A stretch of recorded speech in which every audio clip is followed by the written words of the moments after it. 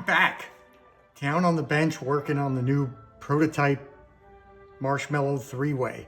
As always, brought to you by 3 Monkeys Solderless, home of the world's best cables for your stuff that needs cabling. Whether it's pedal cabling or more pedal cabling, or stereo or home stereo or car audio. So check us out at 3monkeysolderless.com. All right, since where we last left off, I've made some changes and I've kind of been playing around with it a little bit and I'm liking where it's going.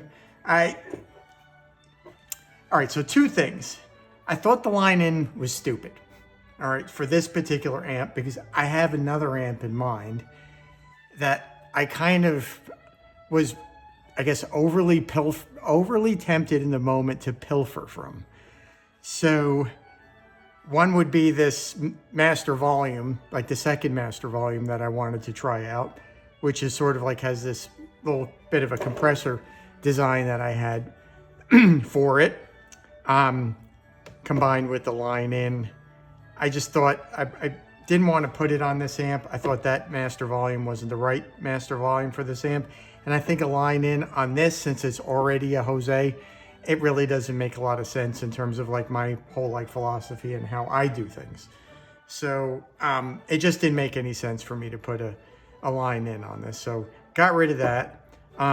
We did change out the presence control to a 0.68, which I'm really liking. I thought that was really good. So those changes I thought were good. Now I'm not completely undersold, or rather I'm not out of the master volume, second master volume for this yet. I also like the switch here for this. I haven't put it in yet, but we're definitely going to put in that switch for the Zener. But going back to the master, I just want to use kind of like an almost standard sort of post-phase inverter master volume. So I'm kind of like building it into the circuit right here on this tag strip. And we're going to put the master volume over here. And we're going to see how that works. I think that's going to be pretty cool. So I'm just going to be kind of wiring this thing together as we sort of talk about it. So yeah, I mean, sometimes when you're prototyping things, you have other ideas that are from other amplifiers that you're kind of working on in your mind. And maybe sometimes your idea is to pilfer from them.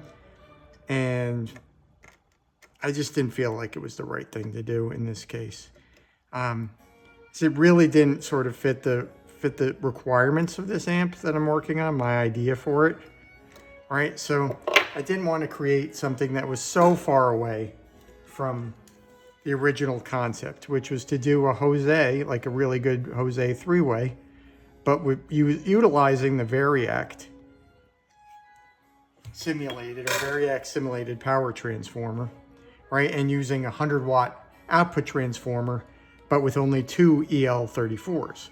So you'd get the good bandwidth of the bigger transformer while at the same time, you know, having it all in a smaller case. Plenty loud, and for my taste, what I would be doing with this amplifier anyways, I'd be probably utilizing it in a, you know, a rack, kind of like wet, dry, wet, or, you know, something along the lines of using this as the head to be slaved. Now, there isn't going to be a line out on this, mainly because you would still need a load to run the amp into. So I'm thinking, why put the line out when you're going to need a load box anyway? It just seems kind of ridiculous. So I figured to use this with a load box line out combination would be the way to do it for the line out, or rather for the slaving, or for running it into your aux or DAW or something like that. Although you can obviously run this into an aux speaker, or speaker input. But I kind of prefer using my load box versus the load that's inside the aux. I just think it sounds different, and I just happen to prefer the sort of load that I make versus the one that's already in the aux. So anyway, let's just continue on.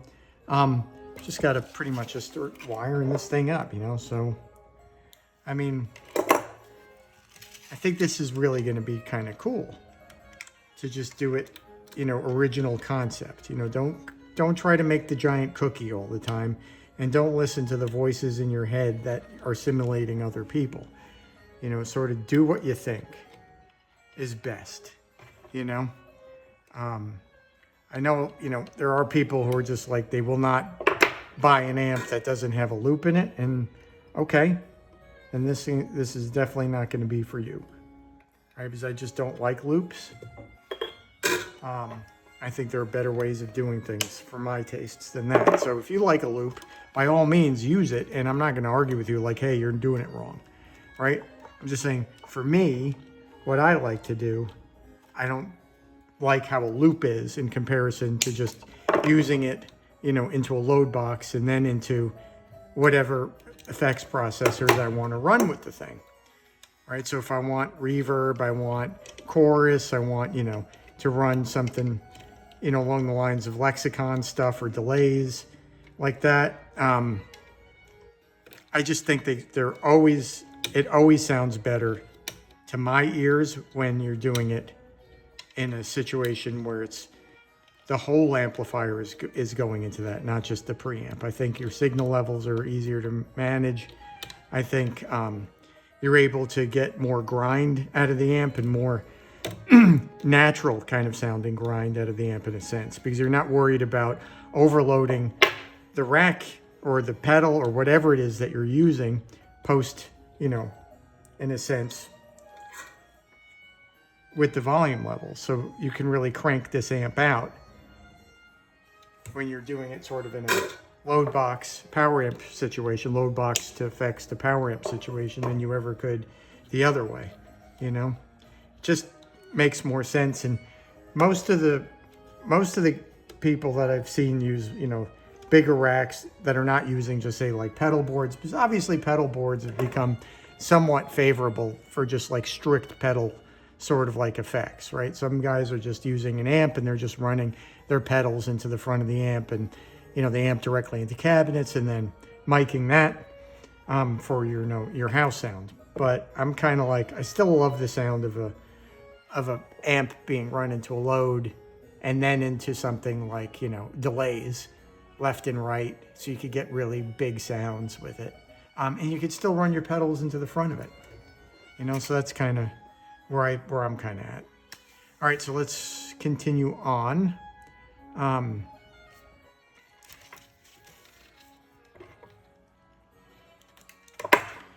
So this is the send side of where we're going.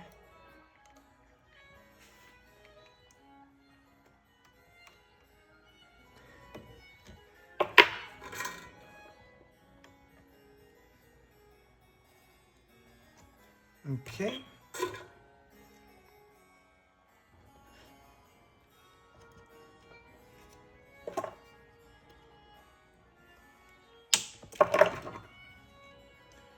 So this particular type of master volume is one that's been around for a long time.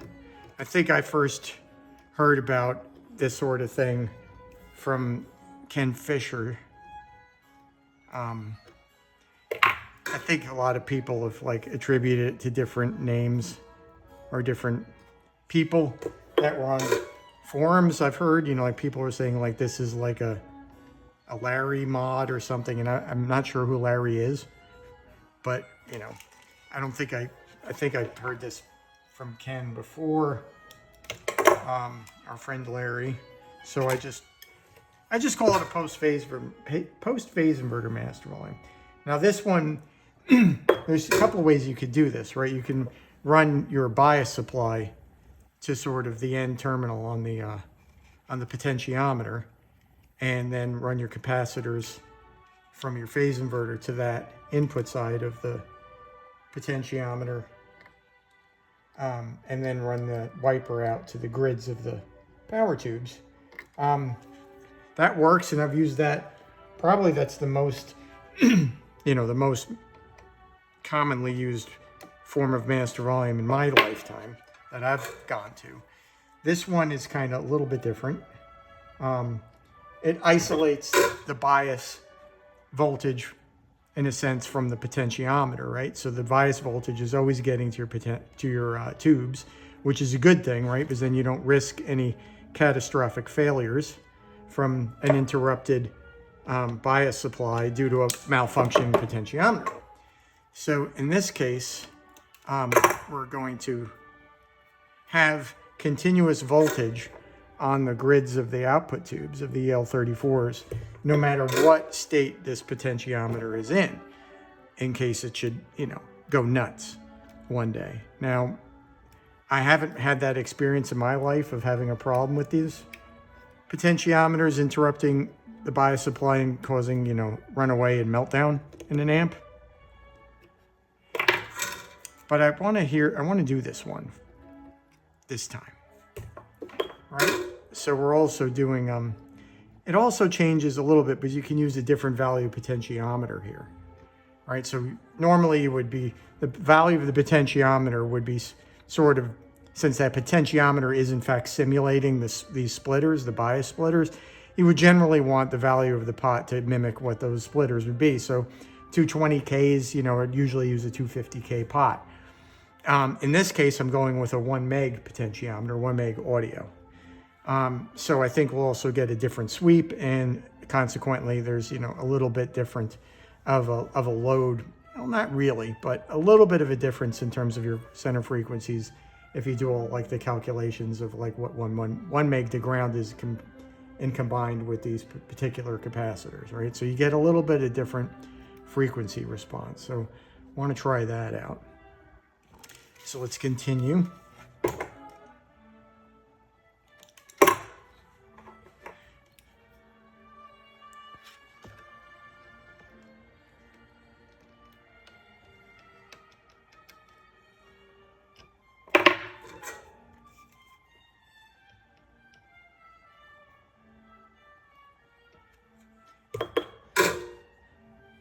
So, you know, essentially the way the unit works, the master volume works, is you have the coupling capacitor coming off the phase inverter, right, which would normally go to the power tubes, is being interrupted here and sent to the potentiometer, right, which is then dividing it to ground here. So your signal level becomes attenuated by virtue of this voltage divider here, right?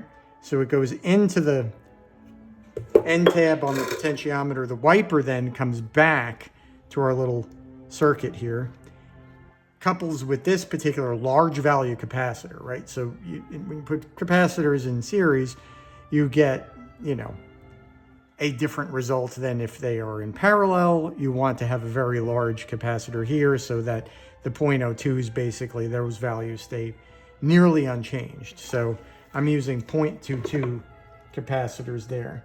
The voltage rating obviously doesn't have to be enormous, hence the size of them, right? So when you're using, when there's very little DC there, which in our case, we're only dealing with, you know, up to like probably 40, 50 volts, you know, a 100 volt capacitor is plenty.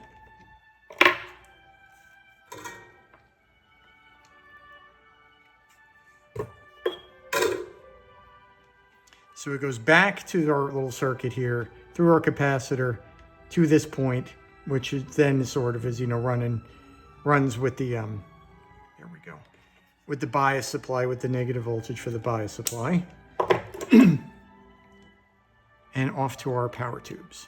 So it's a very happy arrangement. Got kind of a frog going today. I don't know what that's about.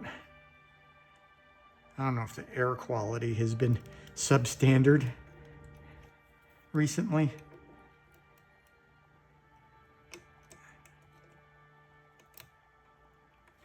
I'm also not convinced about the position of the master volume in this case, right? I'm still wondering whether it would be kind of good to put the master over here and put the pilot light in its original position. I only say that because it looks closer to stock, right? In terms of like the look of the amplifier, that you have, you know, these 6 potentiometers, you have your indicator and then your 2 switches. And then you would put your master volume over here. And that kind of looks like, you know, the way that Jose used to do it too. He used to put potentiometers in this position as well. So I might move it over there. But I just figured for right now, since we're prototyping, we can just listen to it quickly before we really do a lot of work. And if it works out that's okay, so that's what we want to use, this particular potentiometer situation, this particular master volume type, then we can move it over there and listen to it one more time. I don't think it'll be a big difference in its, in the lead lengths and all that, and considering, that these are the grids for the power tubes, I'm not really worried too much about any noise.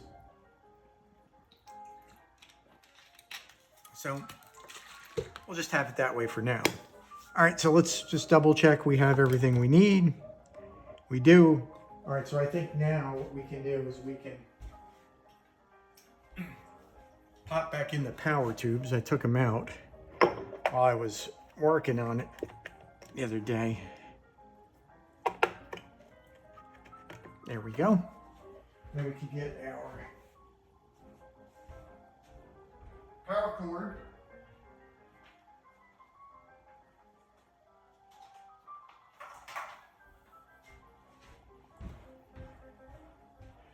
And plug it in, make sure our power's off.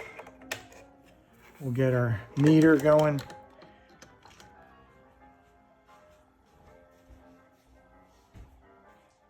Make sure everything's cool in terms of where our voltages are still. I'm going to take this off of here. Okay, that works. Let's run all of our masters down to 0. Okay, let's turn it on. Let's take a voltage reading just to make sure that we have proper bias voltage. We do. Okay, so we're looking good there. Now I'm going to get our load. So I'm using the aux again, which is across the room right now, and we're just going to be kind of listening to this amplifier through the iPhone, which is up above here. Oh, I had this light on this whole time. I'm going to turn that down. Might have blown out the camera a little bit, but that's fine. So now we're looking good here. Back on 6. Let's run this on 8 right now. Okay. Everything looks good. All right, let's flicker on. Now we can, okay, crank up our master. It's working. All right, so let's grab a guitar.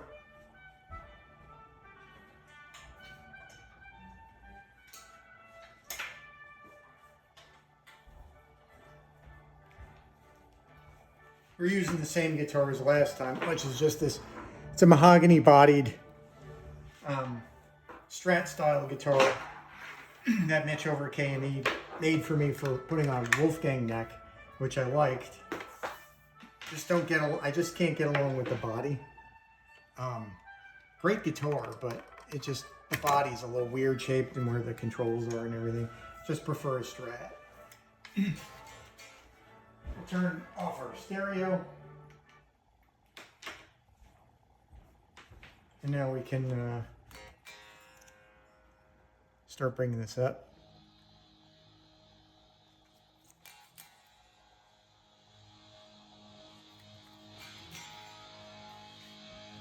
I'm going to bring up the volume on the aux a little bit.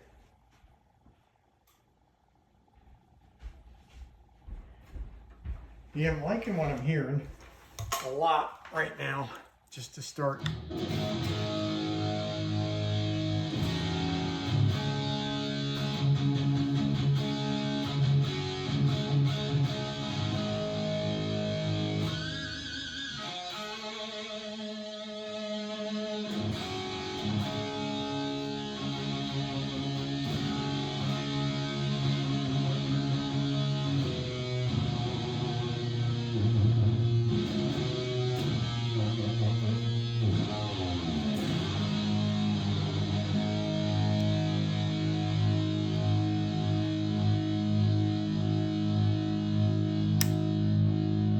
Just jumped it again.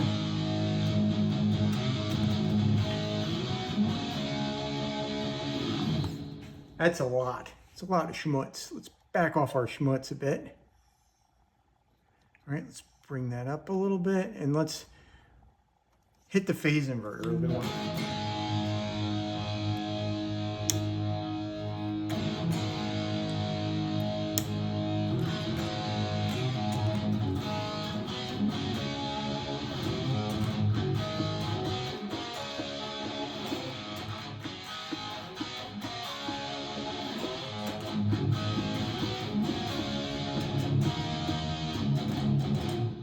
Tune down to D.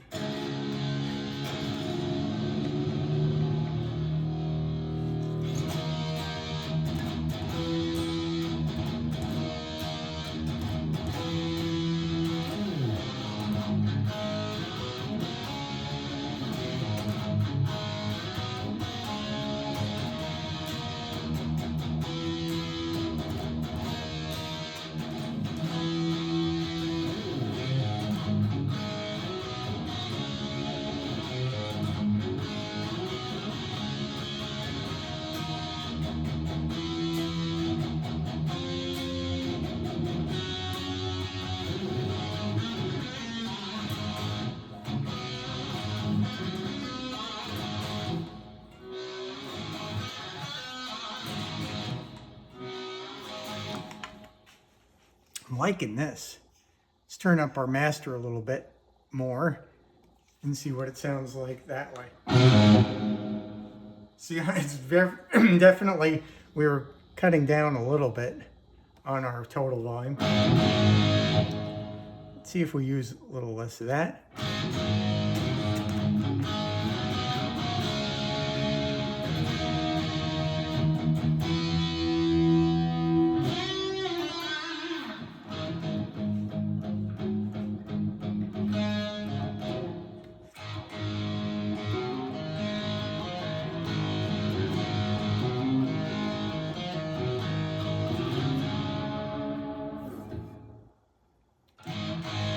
Well, one thing I'm noticing is that it definitely allows you to balance like how much phase inverter drive you get, right? Which is, to me, is kind of like that super splat. So if you really bomb the phase inverter pretty hard and lower our master volume down, you definitely kind of get more of that super splat kind of sound. Whereas right now, how we have it set up with, you know, the post phase inverter set pretty high, and this one set kind of lower, the pre-phase inverter, that we get a little bit more of a crunch.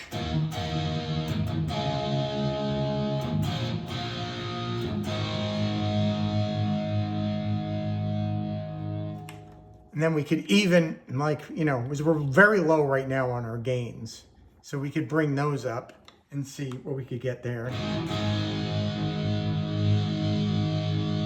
Add a little more.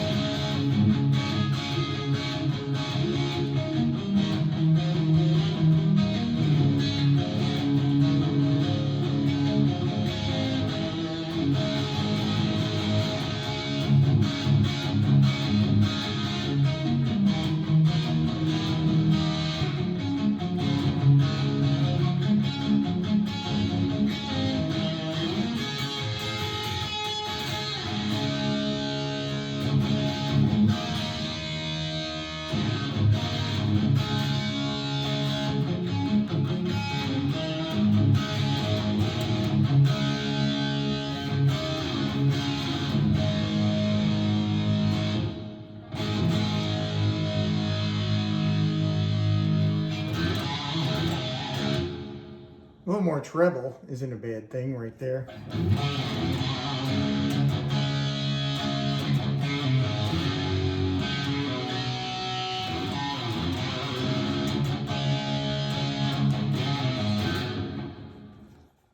Maybe not. A little. Bring this up a little bit. Maybe bring this down.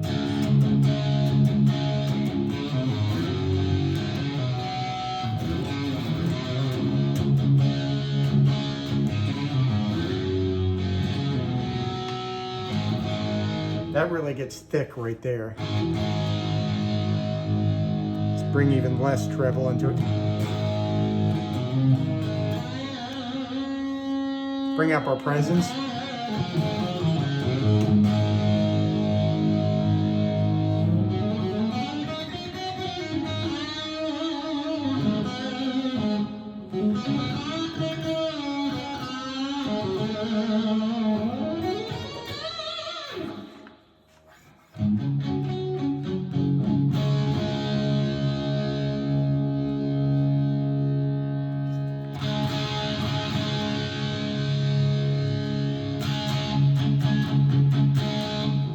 Let's add our clipping diode back in.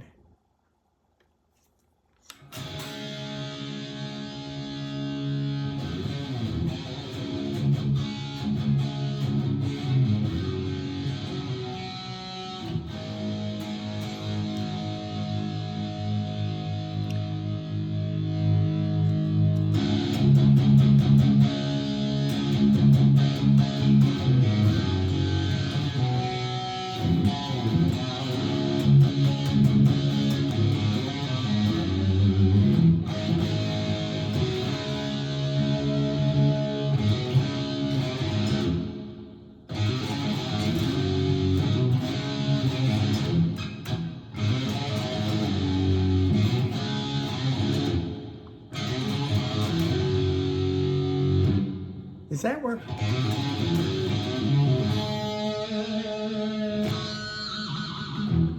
That's kind of like that, sort of, I think, like it's just that boogie sound, I guess.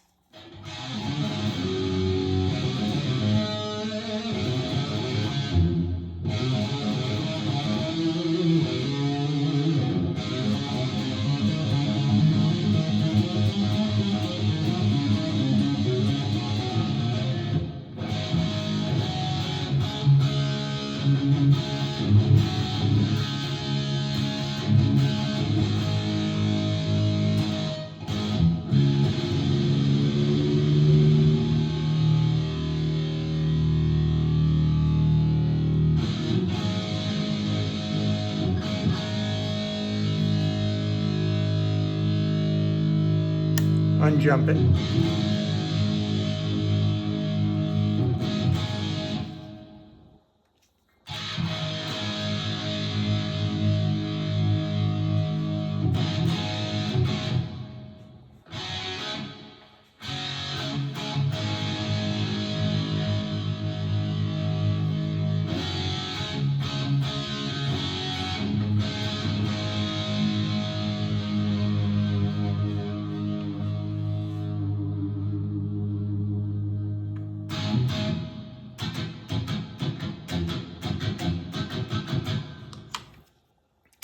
Want to see? I'm liking it. I'm liking the way it's working right now. I think the master is definitely a keeper, for sure. One thing I want to try briefly, I have to get some parts out, is to put a little bit of maybe a treble snubber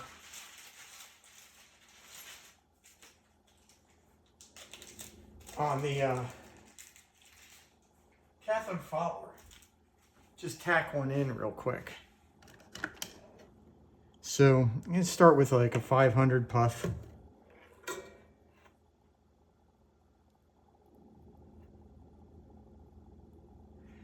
And just run it basically across the plate resistor here on this cathode follower. Just give it quick. The voltage should be down, but it's always a good idea just to check, you know, so that you don't have a problem. You know, so we're down.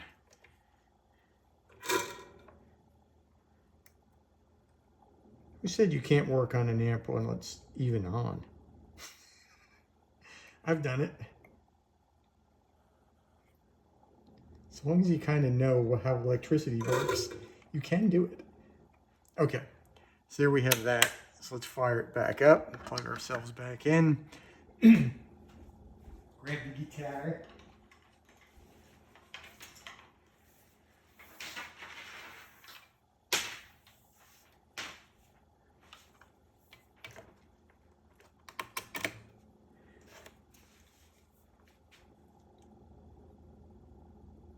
Okay, let's fire it up. Let's see how this performs.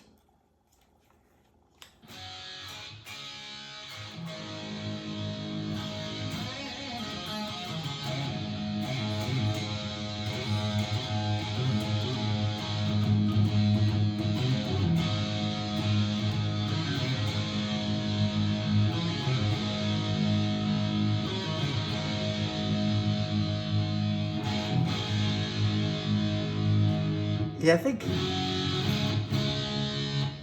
think that's working. I think that just takes a tiny bit. There's had a little bit of a shrill,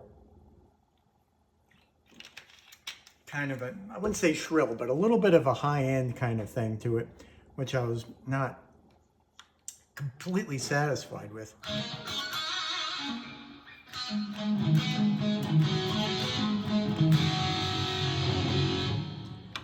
Let's take some bass out.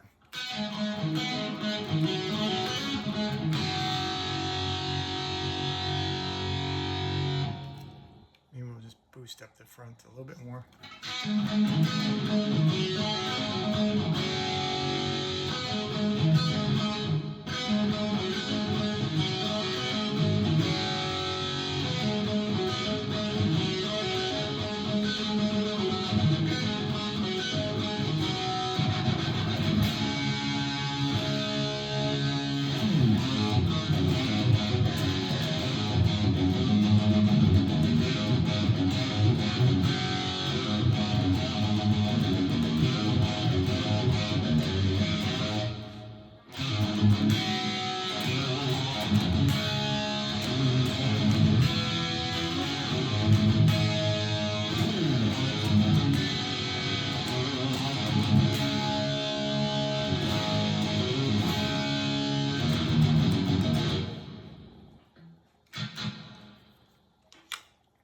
I want to see how it does into this channel, right? Or just kind of in our vintage sort of channel, right? Which is just our one preamp stage with our sort of, you know, late 60s, early 70s coupling capacitor configuration. But with the addition of the Jose Master and the Zener. Let's see what that does. Yeah.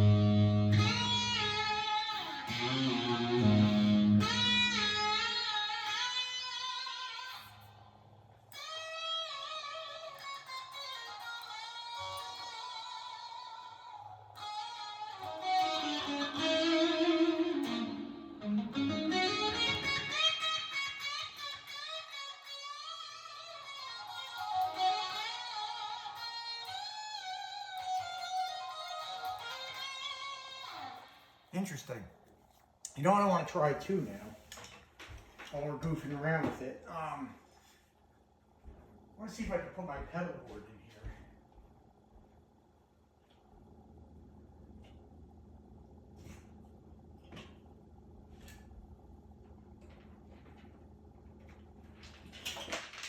I just gotta grab it.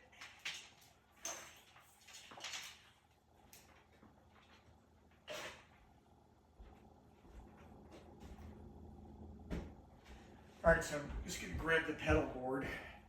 So this is what we're gonna be dealing with here. I want to try it with this, I wouldn't really call it, yeah it is kind of. I wanted to try it with this wireless simulator and see what we end up with. I just need a power plug here to run the pedal board off of.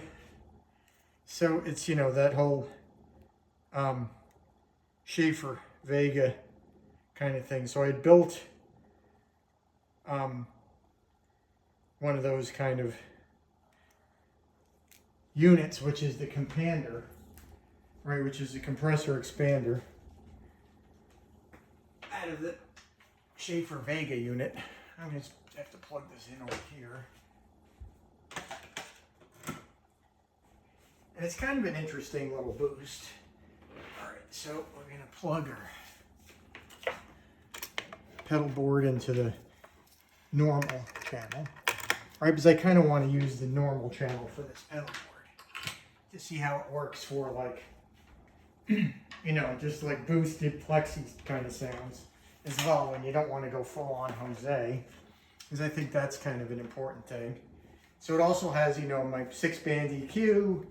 It has my phaser and flanger, and it also has that noise gate and line driver at the very end of it, which is something that I think Ed used, that someone keyed me in on. And I grabbed one, and I gotta say that it's one of those things that you don't notice until you take it out, which usually means it's a good thing. All right, so that's with nothing. Right, so we have our, that's a little bit fast.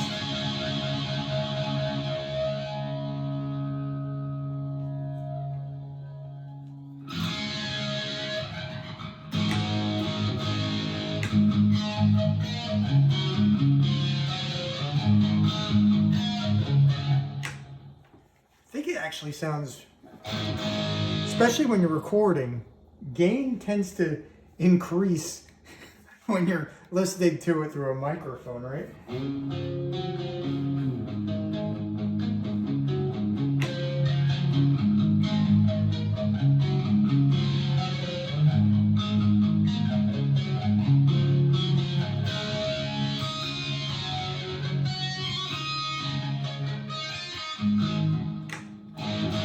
Let's hit the Schaefer Vega thing.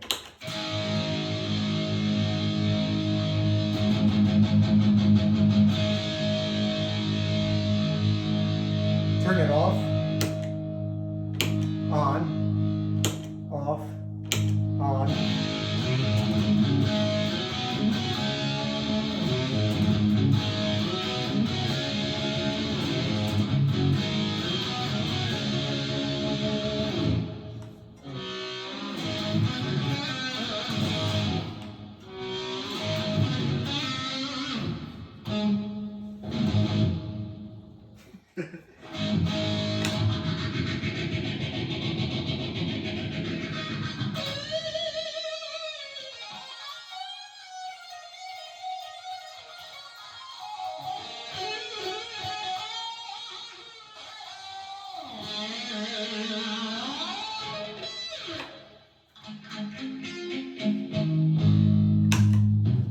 Hit the 6, that was obviously the phaser. Hit the 6-band, see what that does. I take out the other boost.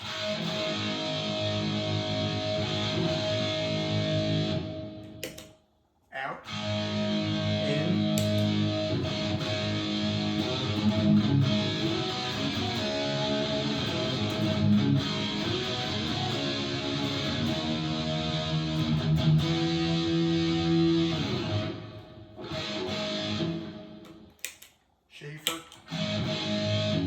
Definitely, I don't have the EQ set up a little bit like a low cut. There's even more of a mid boost.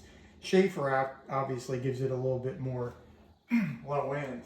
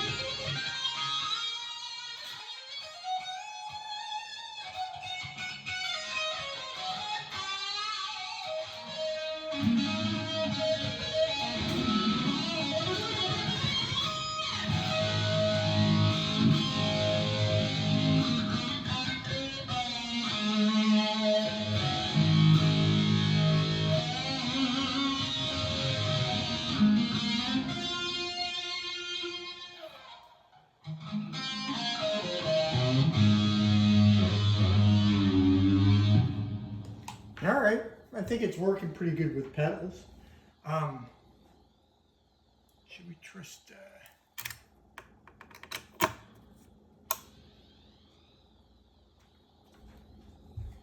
take out the boost? So now we're in, the modded channel. We don't have our gain particularly high.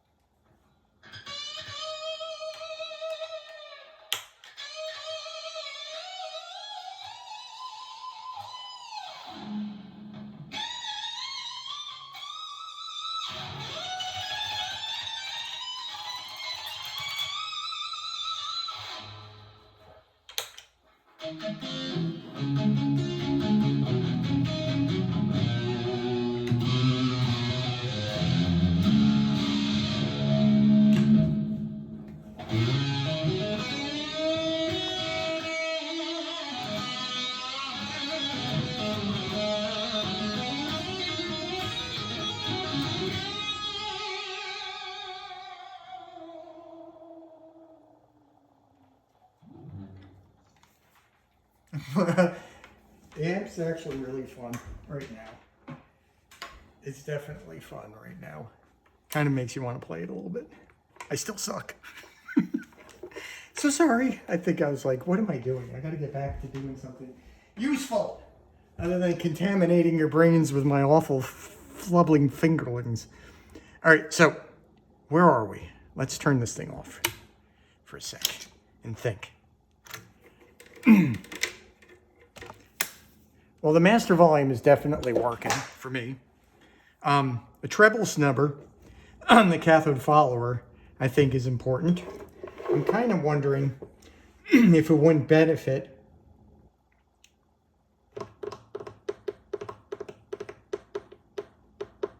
from another snubber. Lots of snubbing going on here, I'm telling you, lots of snubbing. But maybe another snubber somewhere else.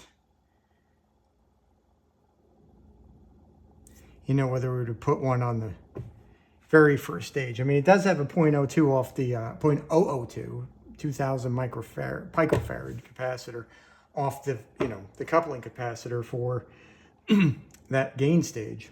But I'm wondering what would happen if we put a little bit more, let's say, treble snubbing. So let's try that.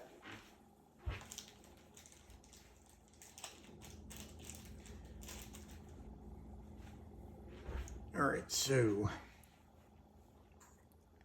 get a little soldering iron action going here. We're just again going to use another 470 puff here, right? No huge value here, just subtle, right? Because we're not looking for tonal changes here, right? I'm not looking to make the amp necessarily darker, right? What I'm really looking to do is kind of refine it a little bit, right? So there we go. I think that's tacked in well enough. Just trying to refine things so we get, sometimes when you have frequencies that are in the way, they can prevent other good things from happening. So sometimes just slight removal of certain frequencies, attenuating certain frequencies a little bit, can really kind of clear the path for other sort of like little happenings to go on. So let's try this and see what we end up with. All right.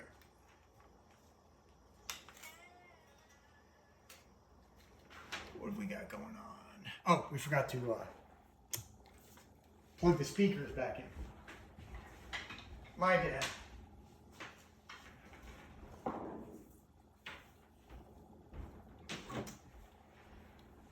Okay, got our speaker lead.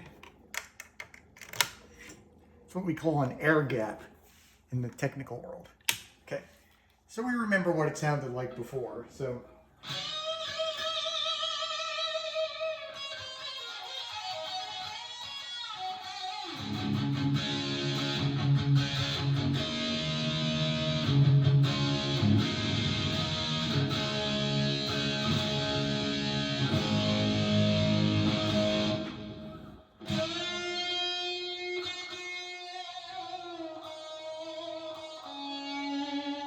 I think we hit something.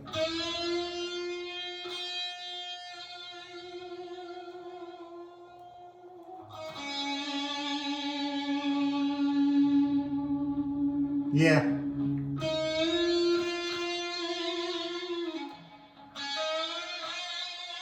You can really hear it sort of in this note when it goes up to I don't know if it's coming through on the phone, but all of a sudden that top end just opened.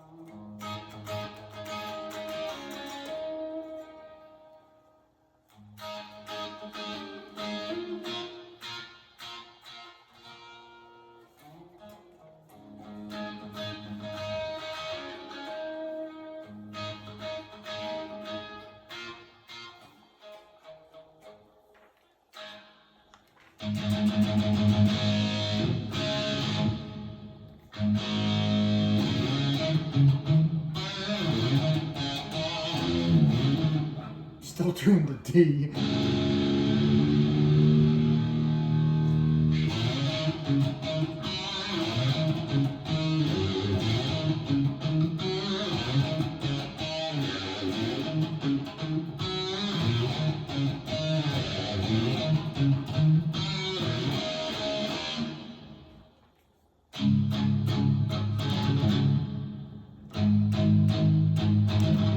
Yeah, it even opened up like the pick sound.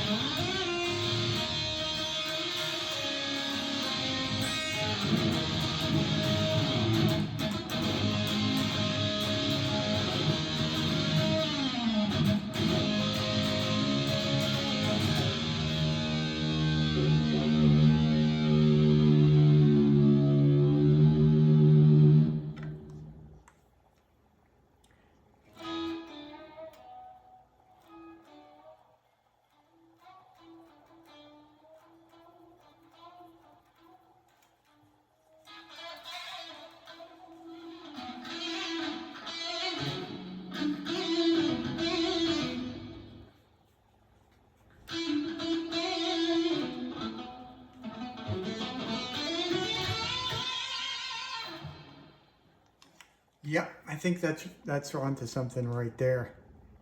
I think we're onto something right there. Let's see how, obviously this change isn't going to affect anything else on the amp, but basically this particular stage right here, I think it's really doing something.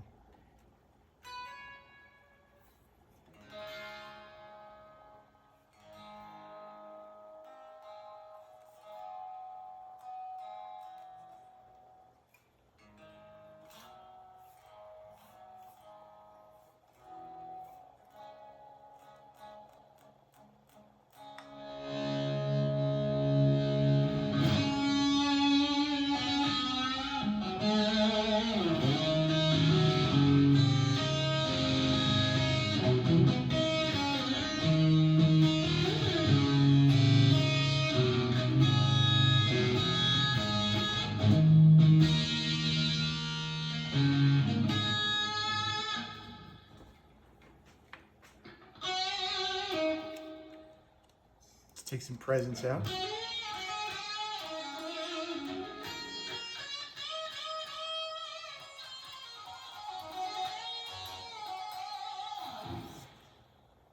Where are we set on this master? Almost all the way up. So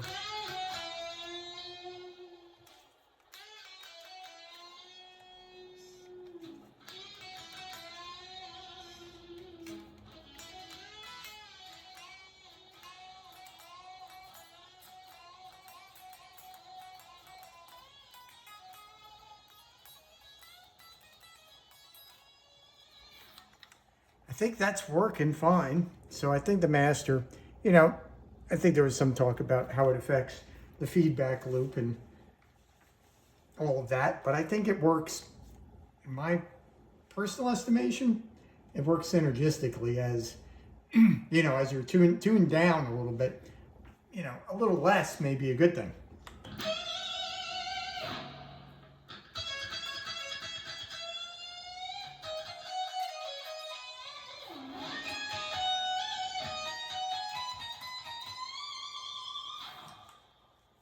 Yep, I think this is pretty good right here. So,